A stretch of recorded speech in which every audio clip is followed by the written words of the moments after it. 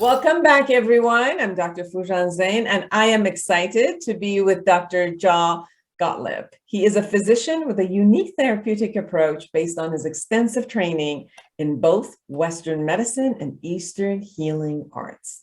During a 12-day trek in Himalayas, he found his calling as a doctor. So he received his MD from Northwestern University, completed his residency in family medicine, and then traveled to China, Japan, India, and to study acupuncture, martial arts, and yoga, and other ancient practices. Shortly after returning to the States, and now he has established Still Mountain Clinic in Boulder, Colorado. Today, we will be talking about his latest book, The Pleasure Book. Welcome to the show. Thank you. It's a pleasure to be here. So why pleasure, Dr. Gottlieb? Well, pleasure is at the very root of who we are as human beings. It's not something we typically talk about or even think about, but it's certainly something we do every day, multiple times. In fact, we are biologically hardwired to seek pleasure. So it being so fundamental to who we are, it's something we need to be aware of and become skillful around. And when we talk about pleasure, there's also these factors of, there's obviously experience of pleasure, the biological, but there's also the kind of like the enjoyment of abstract or psychological pleasure, so the physical and the other. And then you talked about the pleasure being a part of our essence. And I know that there are, like when I think about pleasure, I think about play, which I think about sexuality, which, is the physical aspect of it. Or even sometimes like watching a beautiful art or going in nature and watching this grandness of beauty. And then suddenly it just shows up. So when you say pleasure, there's so many things that shows up for me. How do you define pleasure? I define pleasure in a very simple, straightforward way. It's anything that makes us feel good. And then if you look at that, as you just said, there are a number of different ways in which we feel good that seem very different in some ways. So there are basically 4 different ways to feel good. The first is physical, and that's very direct. You eat a good meal, you enjoy someone's company, sexual involvement, very direct pleasure. Then at the next level, there are emotional pleasures. That's what we call happiness, joy, fun, love. These are emotional forms of pleasure.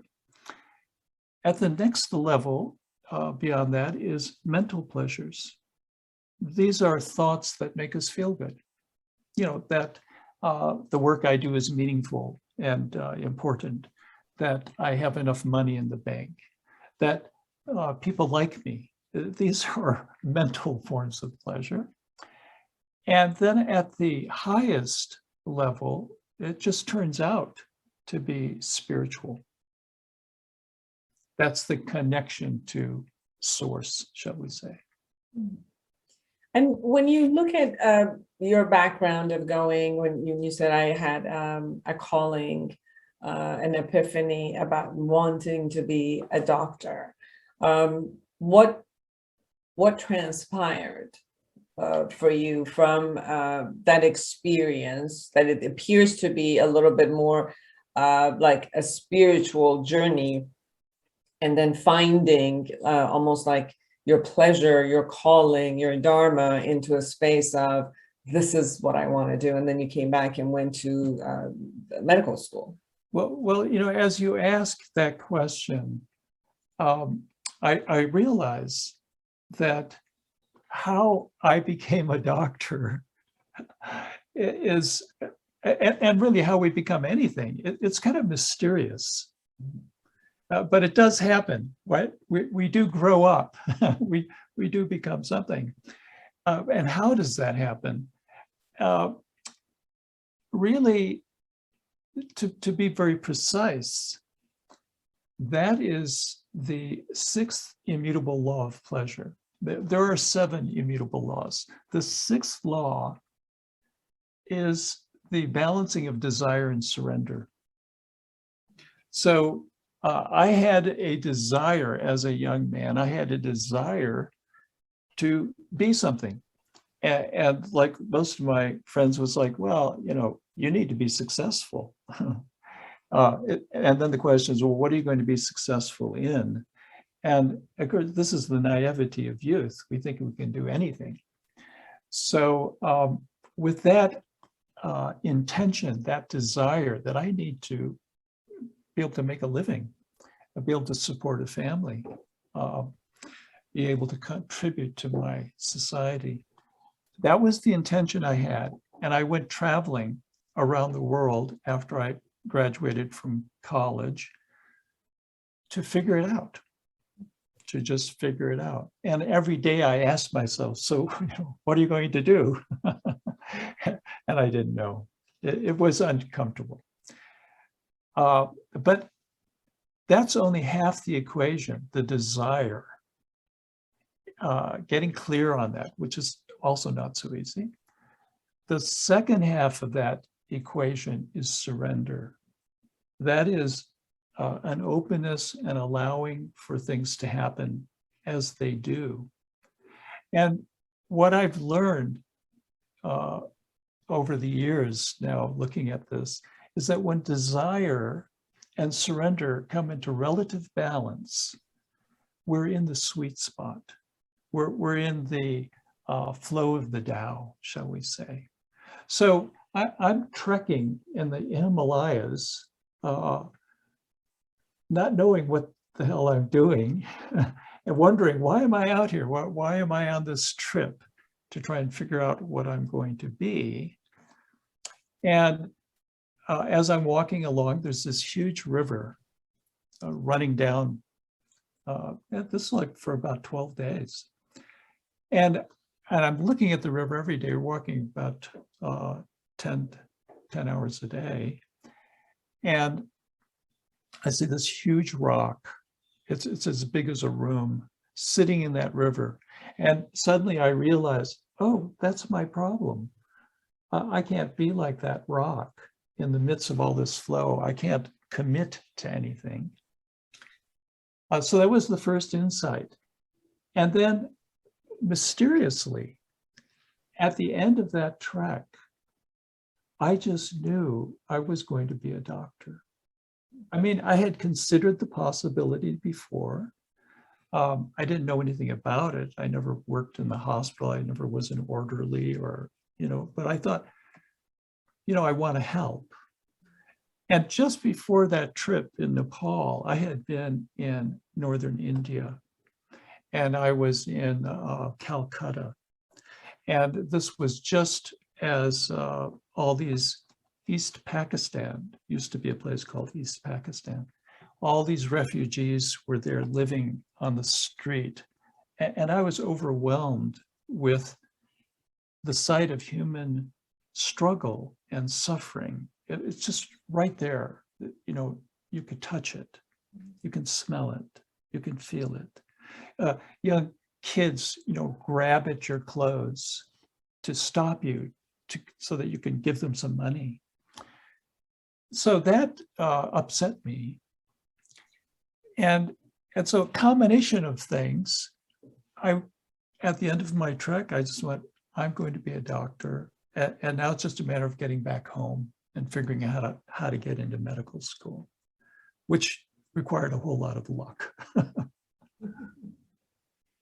And then yet that somehow gave you a lot, but there was something beyond it that you still needed to get.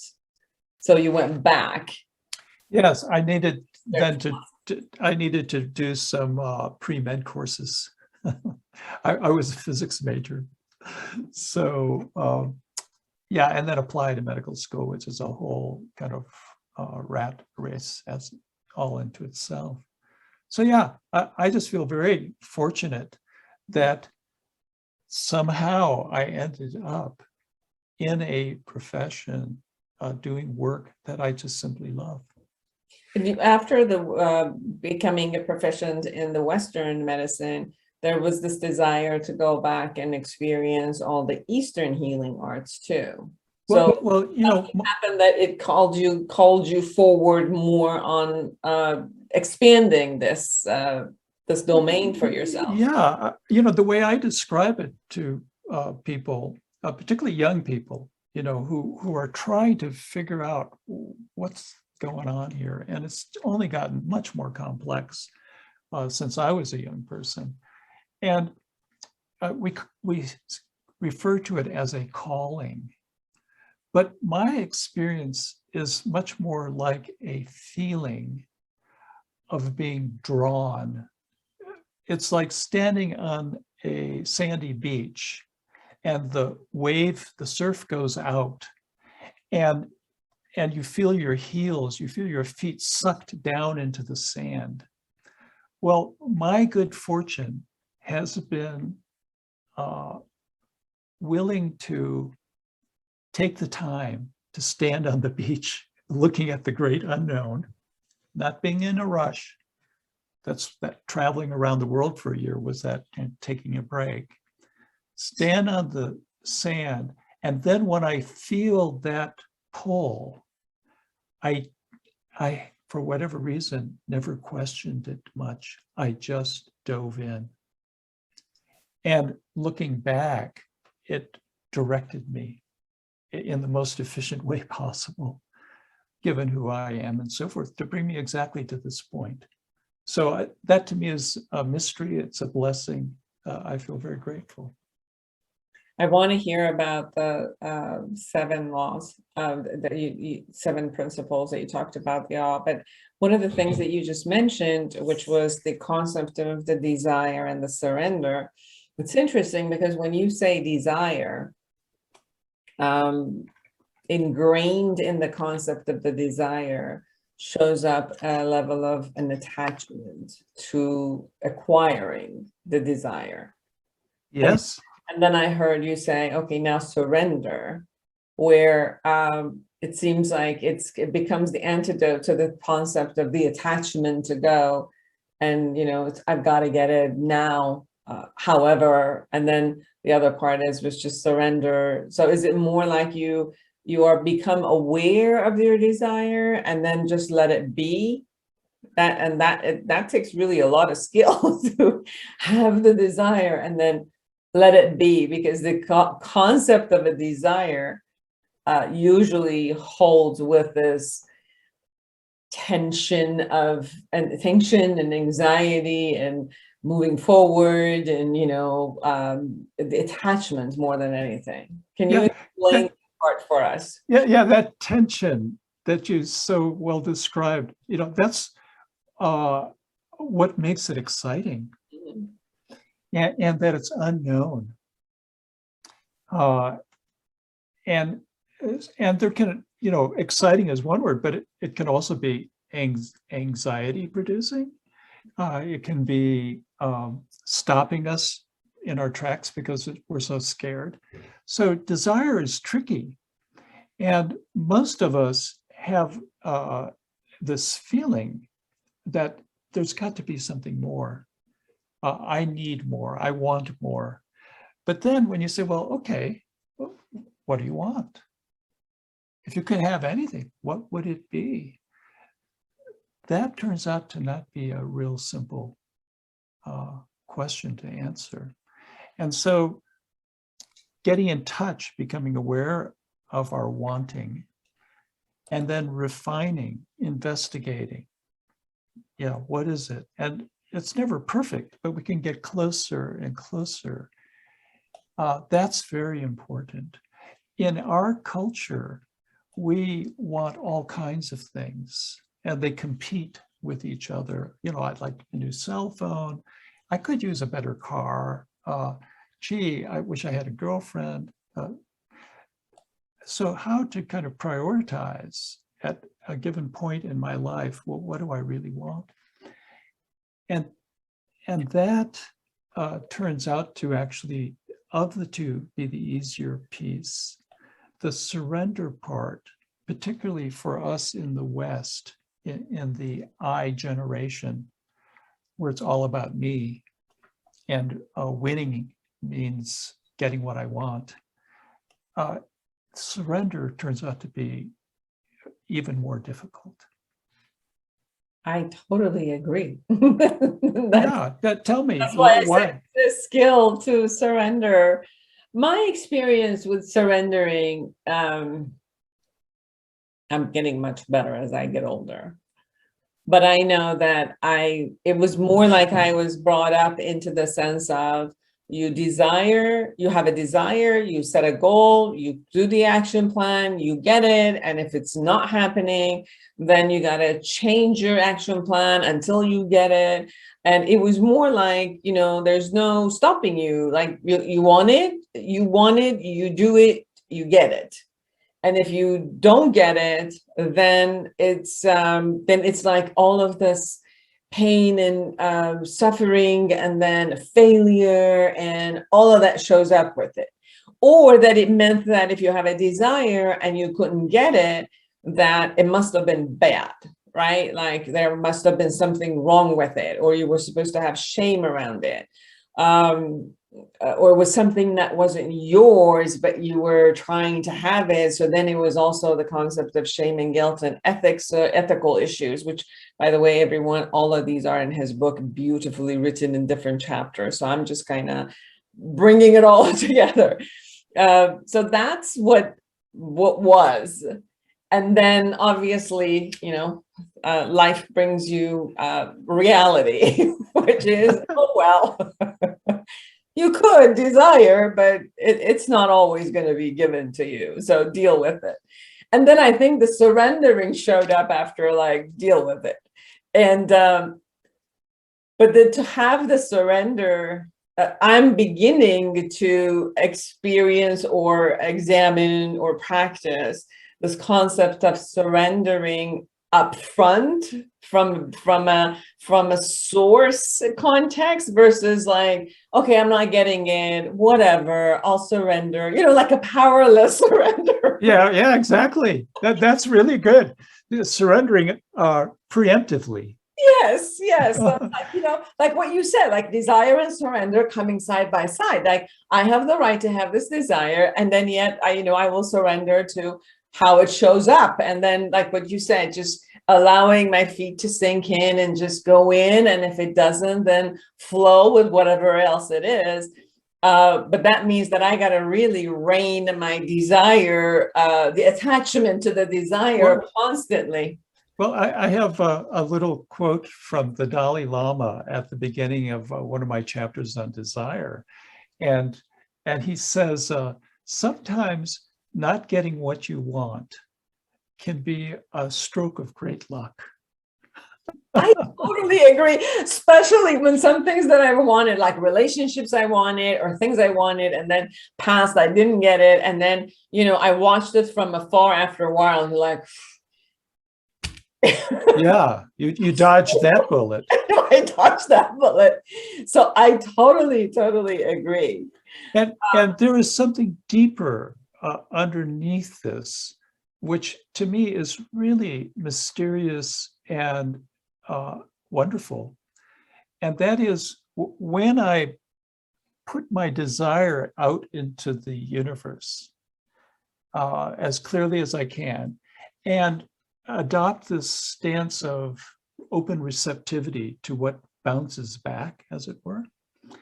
The intelligence of the cosmos operates, and it gives me not necessarily what I desire and want, but it seems to always give me what I need. Exactly. And sometimes it doesn't look like, no, I didn't want this. But after working through it, I realized that's exactly what I needed, which sometimes, at points in one's life, is that need sometimes is to be broken. Not get what you think you want, not be who you think you are. And in that cracking open, as Leonard Cohen writes in one of his songs, that's where the light gets in. Yeah. You talk about cycle of pleasure in your book. Can you share a bit about that? Yeah, so pleasure is, well, pleasure is a cycle, okay? So there is active pleasure, and in my book, I use the metaphor of going for a run. You know, it's like, okay, I'm going exercising, I'm actively putting out some energy, and it's feeling pretty good. At another point, I might be feeling a little tired, a little hot, whatever. After the run, there's this natural cycling into a low intensity pleasure in the valley. And we call that endorphin high, post-exercise satisfaction. And then it naturally floats back, our energy level naturally floats back to this kind of neutral place. In between active and passive pleasure, there is a neutral place, which is peace of mind, just chilling. And so there are these three. The cycle goes on and on and on throughout the day. And it's nothing really surprising because the whole universe is going through these cycles day and night, winter, summer, expansion, contraction, and so on. So pleasure also cycles, and understanding this active phase, which is different than the passive phase and then the middle phase, understanding how that works actually allows us to enjoy them even more, and how to skillfully increase our active pleasure, increase our passive pleasure, and the middle one. And when that is fully experienced, at the peak of active pleasure, you can touch into, you can taste ecstasy. At the bottom trough of passive pleasure, you can experience bliss. And in the middle, which is maybe one of the more subtle, sublime pleasures, is peace of mind. Mm-hmm. So everyone who's listening or watching, you can actually do this without drugs. Read this book, AAH, which brings me to the conversation of, I work a lot with addiction. And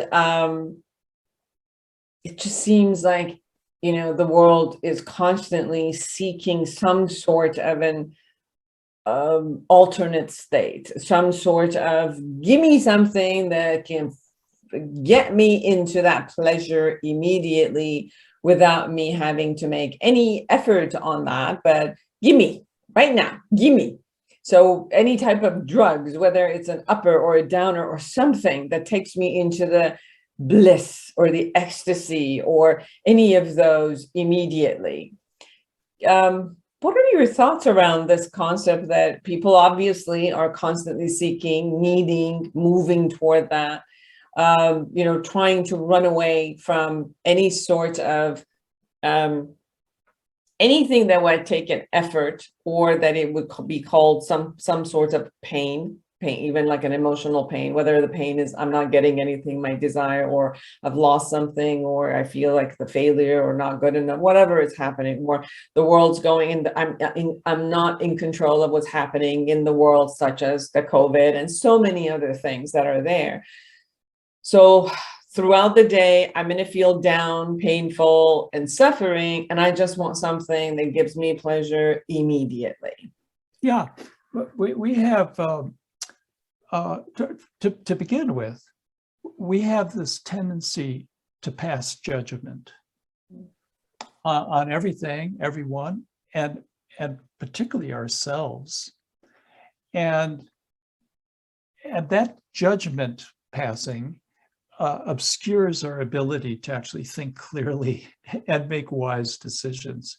So I prefer to look at it. Maybe this is my physics background. You know, the book could have been written, The Physics of Pleasure.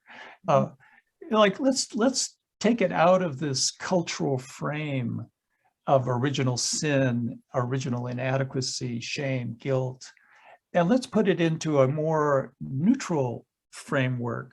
You know, that's what I call renewable pleasure. That pleasure is a natural resource. It's something we all need. It's as important as fresh air and clean water. So no shame or guilt for pursuing pleasure. We all want it. It's built in. We're hardwired for pleasure. So, okay, then how do we go about getting it? And that gets to your question of, oh, okay, what's with addiction, which is first and foremost a pleasure disorder. The third immutable law of pleasure is called contrast and comparison. That our entire nervous system works in terms of contrast and comparison. We're always comparing things.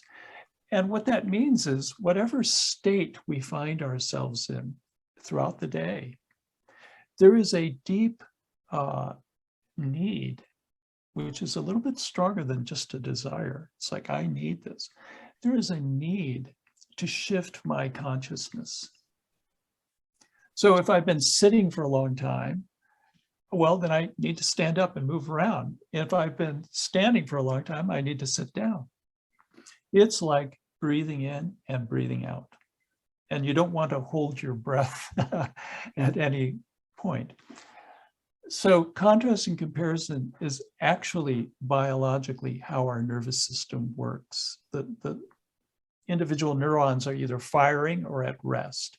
It's a digital in that sense. And that digital on or off occurs at every level of the nervous system, including our senses. So I walk into a floral shop. I'm taken by the smell of the flowers and the greenery, the moisture in the air. And it's like, oh, this is nice, it's refreshing. And within moments, I've adapted, habituated, and I no longer notice it. My partner might be the most beautiful, fantastic person in the world, but after a few months, it's like, oh, this is, you know, a very familiar, and then we tend to fall asleep.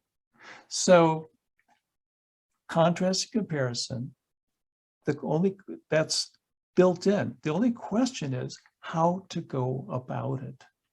And some ways of shifting my consciousness are better. That is, they bring me more pleasure.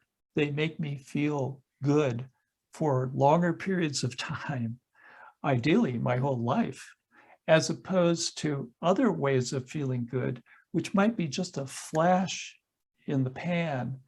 And when you step back after a while of being addicted, you realize I'm having less fun. I'm having more suffering as a result of this type of pleasure. So that way of saying, okay, pleasure is important, I want it, bring it on.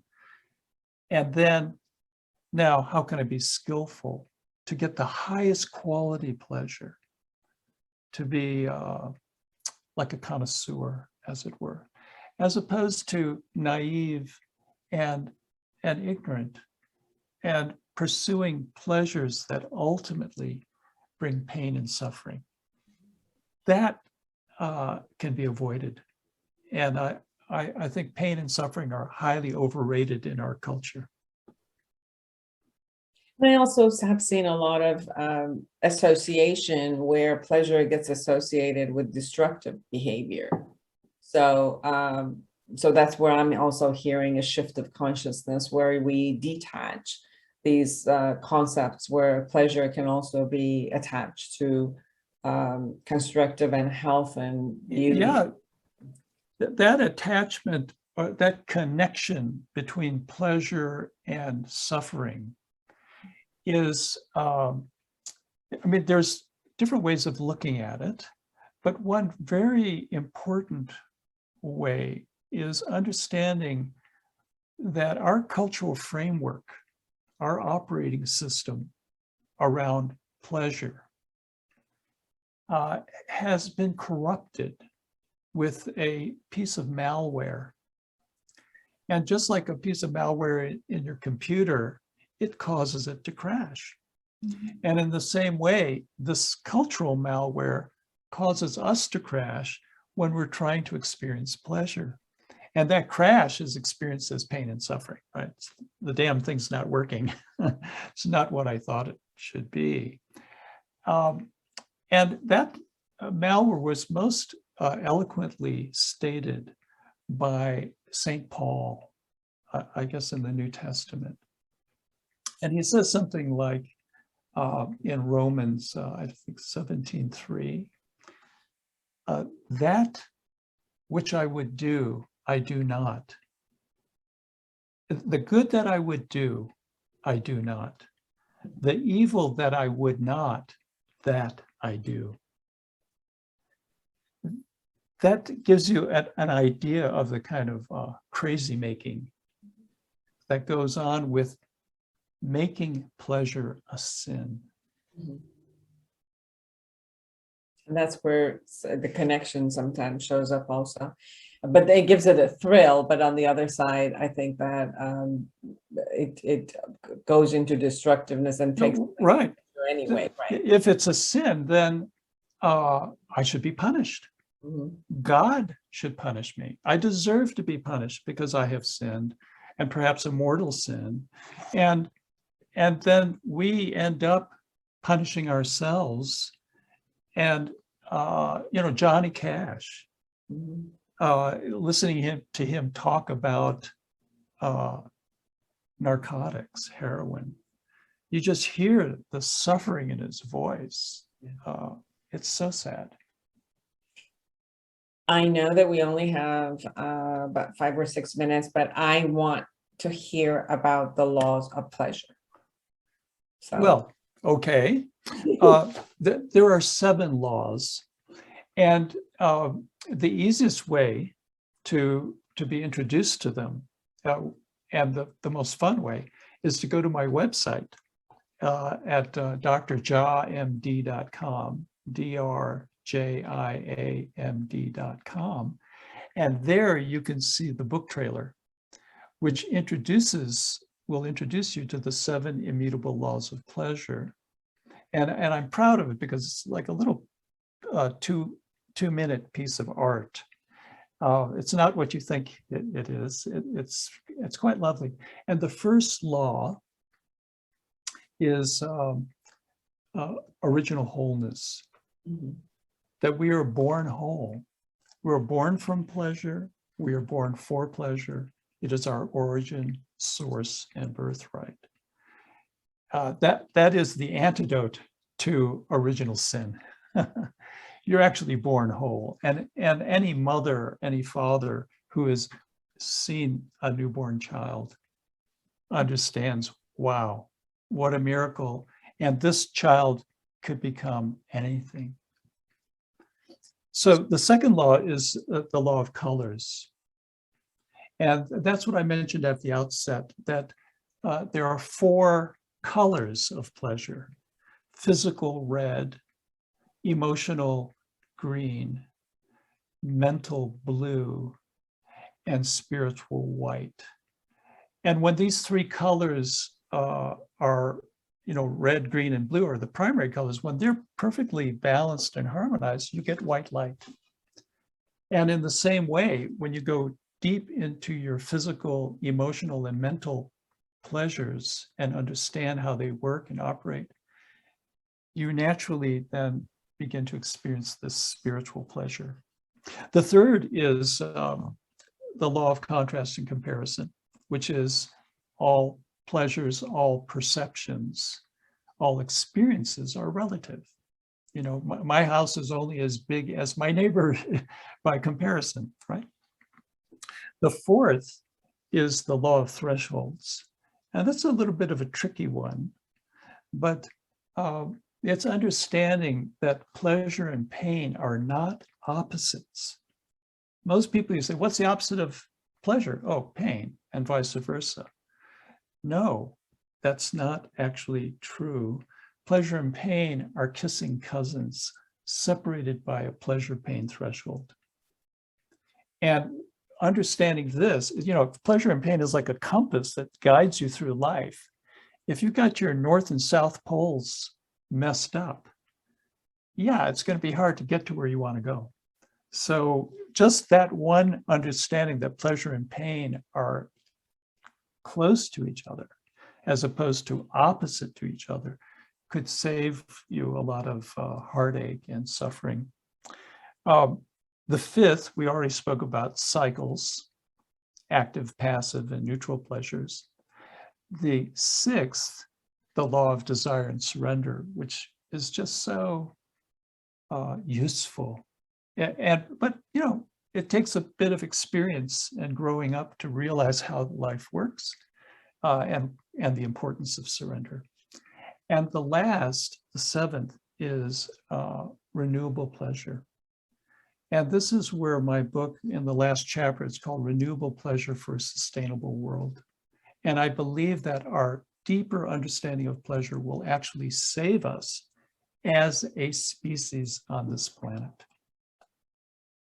Thank you for that roadmap. If we have, especially when you say it saves us as a species, we really need the roadmap. In 1 minute, is there anything we haven't said that you really want everybody to know? My goal is to raise our consciousness about pleasure collectively and individually, to realize it's really important. It's a natural resource as important as fresh air and clean water, okay? Then, having the curiosity and the humility to realize, gee, maybe I don't know what pleasure is. I never read a book on it. I never took a course on it. My parents never talked to me about it. The priest never said anything about it in a positive way. So maybe I don't know what pleasure is, and then we can find out. And I would encourage all of your listeners to forget what you think pleasure is and go to the direct experience of, that feels good. What just happened? How did it happen? What role does that feeling play in your life? If we accomplish that, then this has been a very productive hour. Beautiful. Everyone, the book is AAH, The Pleasure Book by Dr. Jia Gottlieb. And please go to Dr. Jia, MD, DRGIA-MD.com, so that you not only see the video, but you can access the book. And Dr. Gottlieb, does your book is also on audio or just? Yes, you can listen to it. And if you get the Kindle version, as some people discover, you can listen, you can read on your Kindle, and then when you need to stop and get into your car, you can use this Amazon Whisper Sync to continue listening to it as you drive to work. Beautiful. Is it also on Audibles? Yes, it's on Audible. So, and I do the recording, so it's my voice reading my book. Yeah. Well, it has been a pleasure to have you on the show and to have this dialogue. I'm excited about your book and what I've learned and how to implement it in my own life. And I'm positive for everyone who's listening or viewing us that they will really capture a lot for themselves out of this book. Thank you so much for having me on your program. And for all of you who are out there, create an amazing world for yourself and everyone around you. And until next week, bye-bye.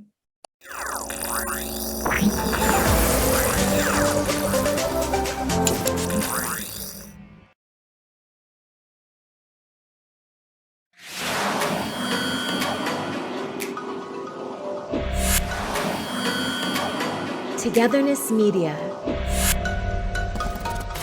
Togethernessmedia.com.